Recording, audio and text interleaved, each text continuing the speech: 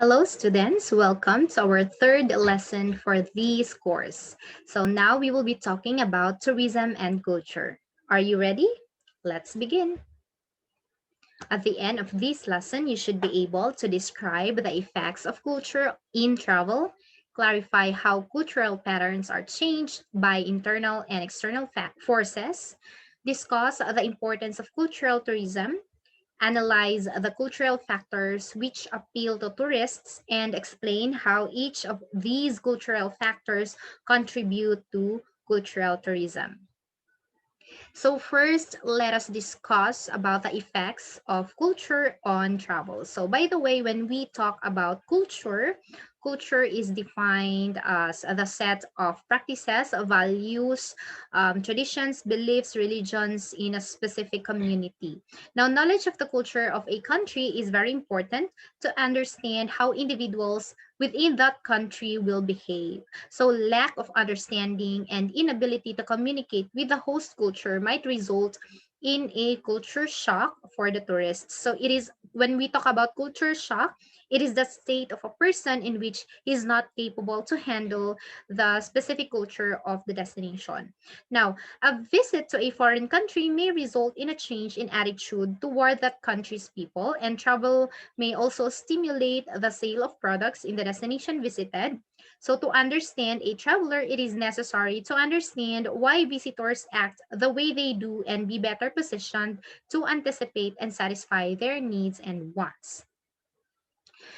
Now, why cultural tourism is important?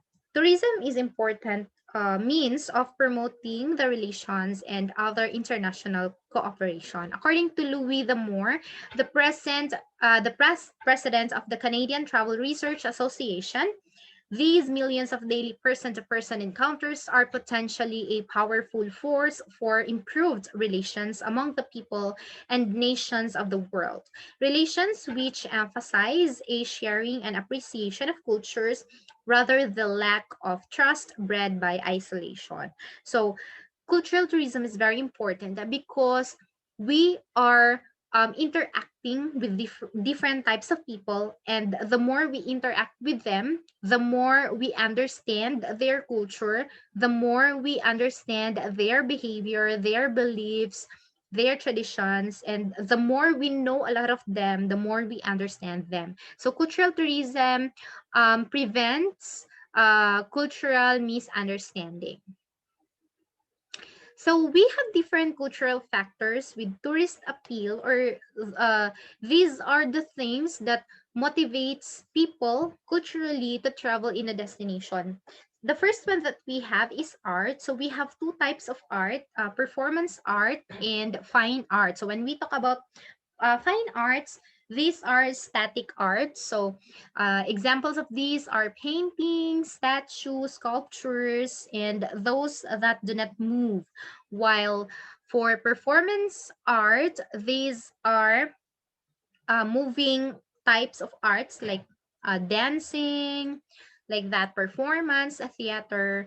So some people visit a destination because they want to witness the arts of that destination. Like example, there are people who visit a museum because they want to see different displays of paintings or sculptures that are made by different artists. Next is music and dances. So here in the Philippines, it is common to us because we are very, very talented. We have a lot of music, types of music. We have different genre as well as dances. We have traditional dances. We also have modern dances. And people would like to visit here in the Philippines because they really want to see how good we are in terms of music and dancing. Especially if we have festivals, we incorporate music and dances in our festivals and we promote those to our tourists. Next is handicraft. So handicraft also is one of the attractions that people visit in a certain destination, especially those cultural handicrafts.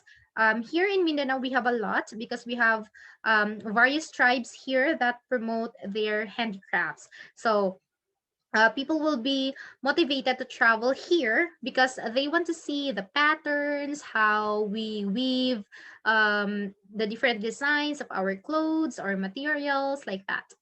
Next is industry and business. So this is also common because especially those business travelers, they like to visit a specific destination because they want to know what type of industry is in the destination and what kind of business they could invest in that destination. Next is agriculture. So agriculture is also part of our culture because the type of farming that we do is part of our living, right? So there are tourists who would like to do agricultural tourism and they want to see what kind of agriculture we are doing here in the Philippines or in any other destination.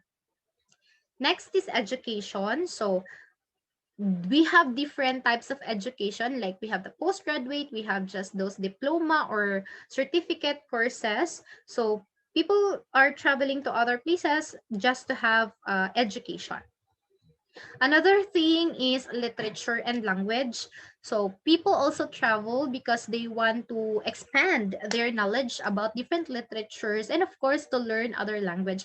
One good thing for cultural tourism is that we promote understanding of other people's language because when we travel to other country or even just here in the Philippines, sometimes we learn other dialects or other language, and with that we could expand our knowledge, especially in terms of communication.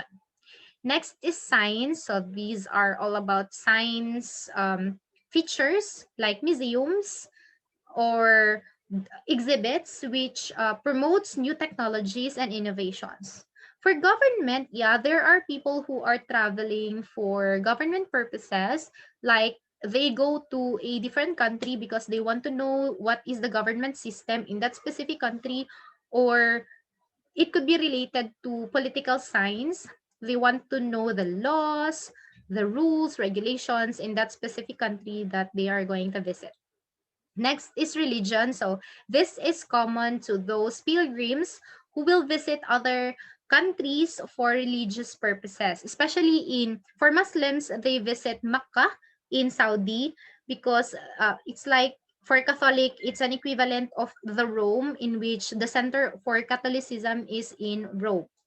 Next is food and drink. Of course, foods and drinks are part of our culture because it's part of our daily lives, like the things that we eat, the drinks that we drink every day. So those are also part of cultural factors with tourist appeals, especially for the food. Like we have what we call as gastronomical tourism or culinary tourism, in which people travel because they want to taste different types of food or they want to cook other types of food.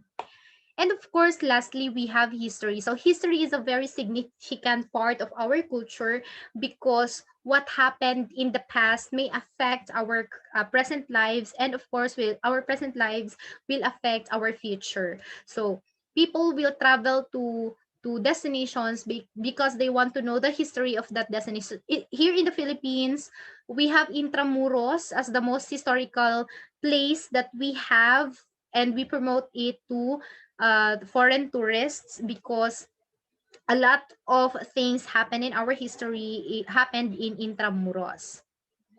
So that's the end of our lesson. If you have questions, you may raise them during our virtual class meeting. See you on our next lesson, everyone. Goodbye.